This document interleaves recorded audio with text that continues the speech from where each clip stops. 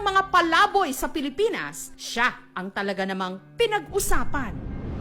Nag-i-Ingles, Kumusta ka naman? The same as usual. Life is wonderful. Life is precious. And life is powerful. Kumusta yung love life mo? I don't like a man. I hate boyfriend. But I like happiness in my life.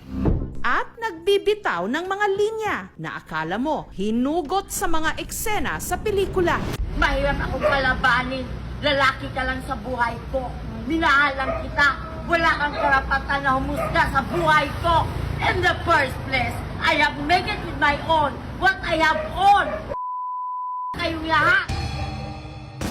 Siya ang kilalang palaboy mula sa Cebu City, si Berta. Hi! We met next time. Uy, kabalo ba ka nga trending na kay ka?